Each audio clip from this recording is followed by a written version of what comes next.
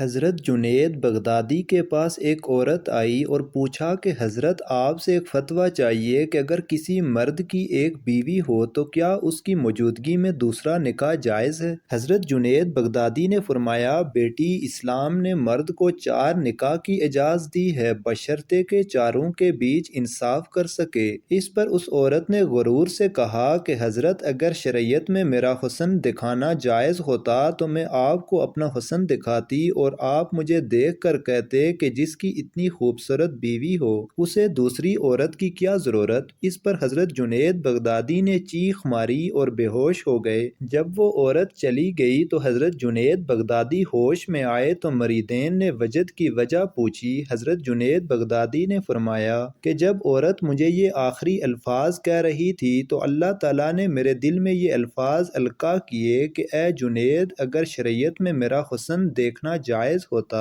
تو میں ساری دنیا کو اپنا جلوہ کرواتا تو لوگ بے اختیار کہہ اٹھتے کہ جس کا اتنا خوبصورت اللہ ہو اسے کسی اور کی کیا ضرورت ہے۔ سبحان اللہ، تاریخ میں اس قسم کے واقعات بہت ہیں۔ حاسدین نے سوچا کہ امام ابو حنیفہ کے دامن پر ایسا دبا لگا دیا جائے کہ لوگ بدظن ہو جائیں، لہٰذا انہوں نے ایک جوان عمر بیوہ عورت سے رابطہ کیا کہ کسی ہیلا سے امام صاحب کو اپنے گھر بلا، ہم تمہیں اس کے بدلے میں بھاری رقم ادا کریں گے۔ عورت بیچاری پھسلتی بھی جلدی ہے اور پھسلاتی بھی جلدی ہے، وہ جھانسے میں آ گئی۔ چنانچہ امام ابو حنیفہ جب رات کو گھر جاتے وقت اس عورت کے گھر کے سامنے سے گزرے تو عورت باپردہ ہو کر نکلی اور کہنے لگی، امام ابو حنیفہ، میرا خاوند فوت ہو رہا ہے، وہ کوئی وصیت کرنا چاہتا ہے اور وہ وصیت میری سمجھ میں نہیں آ رہی، خدا کے واسطے آپ وہ سن لیں۔ آپ گھر میں داخل ہوئے تو عورت نے دروازہ بند کر دیا۔ کمروں میں چھپے ہوئے حاسدین باہر آ گئے اور کہنے لگے،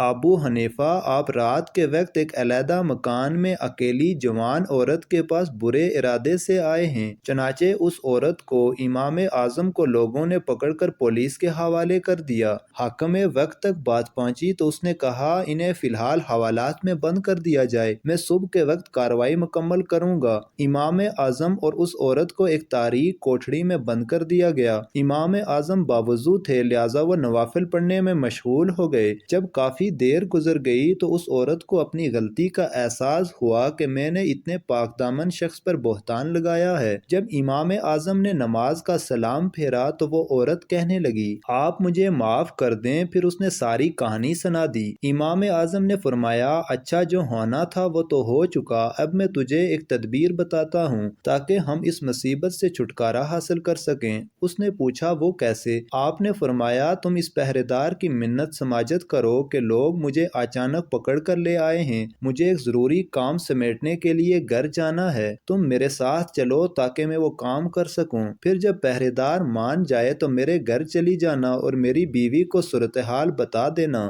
تاکہ وہ تمہارے اسی برقع میں لپٹ کر یہاں میرے پاس آ جائے۔ عورت نے رو دھو کر پولیس والے کا دل موم کر لیا اور یوں امام صاحب کی اہلیہ محترمہ حوالات میں ان کے پاس پہنچ گئیں۔ جب صبح ہوئی تو حاکم وقت نے طلب کیا کہ امام اعظم اور اس عورت کو میرے سامنے پیش کیا جائے۔ حاسدین کا جمع غفیر موجود تھا۔ جب پیشی ہوئی تو حاکم نے کہا کہ ابو حنیفہ، تم اتنے بڑے عالم ہو کر بھی کبیرہ گناہ کے مرتکب ہوتے ہو۔ امام اعظم نے پوچھا کہ آپ کیا کہنا چاہتے ہیں؟ حاکم نے کہا کہ آپ ایک نامحرم عورت کے ساتھ رات کے وقت ایک مکان میں دیکھے گئے ہیں۔ امام صاحب نے فرمایا، وہ نامحرم نہیں ہے۔ حاکم نے پوچھا، وہ کون ہے؟ آپ نے اپنے سسر کی طرف اشارہ کرتے ہوئے فرمایا، ان کو بلاؤ تاکہ شناخت کریں۔ وہ آئے، انہوں نے دیکھا تو فرمانے لگے، یہ تو میری بیٹی ہے، میں نے فلاں مہینے میں ان کا نکاح امام ابو حنیفہ سے کر دیا تھا۔ چنانچہ امام صاحب کی خداداد فہم سے حاسدین کی تدبیر کارگر ثابت نہ ہوئی اور ان کی سازش خاک میں مل گئی۔